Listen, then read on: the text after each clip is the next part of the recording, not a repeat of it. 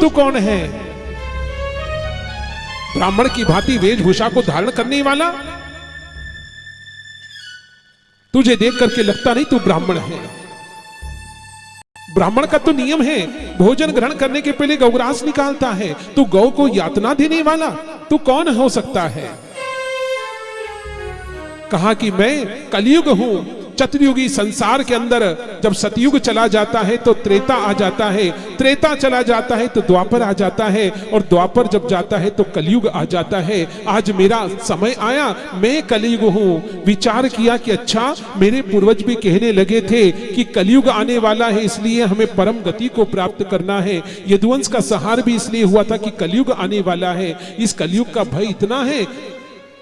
उन्होंने कहा कि जाओ अपने स्थान पर जाओ। कहा कि मेरा स्थान कौन सा है?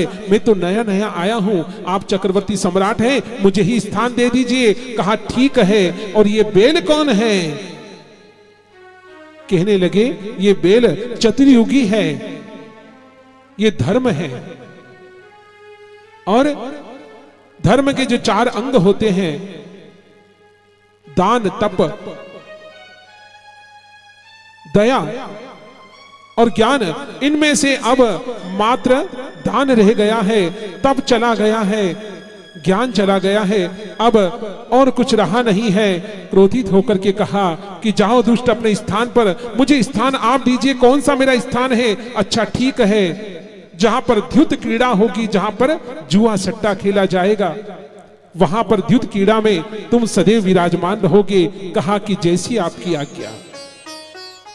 दूसरा स्थान मैं तुम्हें देता हूं, जहां पर स्त्री गमन किया जाएगा, जहां पर प्राणी के मन में पाप जागृत हो जाएगा, दुष्चरित्रता को प्राप्त करने वाला दुराचारी जब नर बन जाएगा, और जब पर स्त्री गमन करेगा, वहां पर भी तेरा स्थान होगा।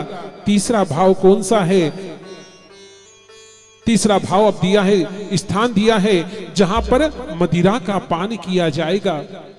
वहां प्राणी की बुद्धि भ्रमित हो जाएगी, भ्रष्ट हो जाएगी, वहां पर भी तेरा स्थान होगा।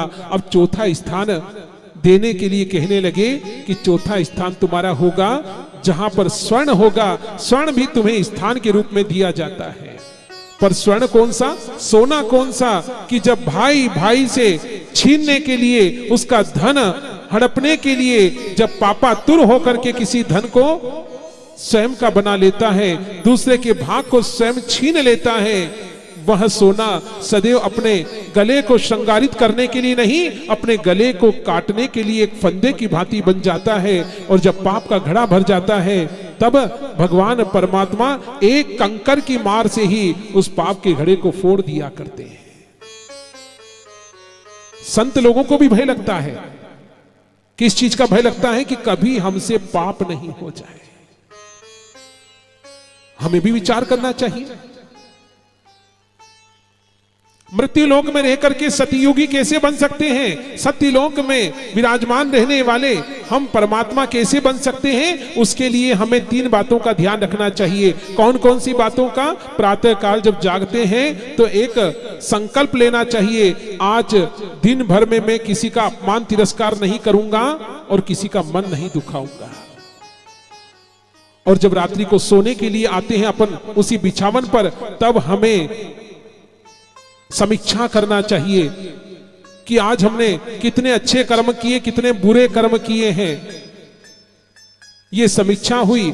और फिर सोते समय प्रतीक्षा करना चाहिए कब सुबह होगी, और जिनका मैंने मन दुखाया कल उनसे माफी मांगूंगा, क्षमा याचना करूंगा, और जिनको दुख दिया है उन्हें सुख प्रदान करने का प्रयास करूंगा। तो जो संकल्प लेते हैं, प्रतिज्ञा करते हैं, समीक्षा करते हैं और फिर कल के लिए प्रतीक्षा करते हैं, वे ही अपनी आत्मा में परमात्मा को विराजमान करके और परम श्रद्धेय और ज्ञान की पराकाष्ठा को प्राप्त करने वाले, भगवान को प्रिय लगने वाले भक्तों की श्रृंखला में विराजमान हो जाते हैं। बोले श्री वृंदावन बिहारी लाल की जय।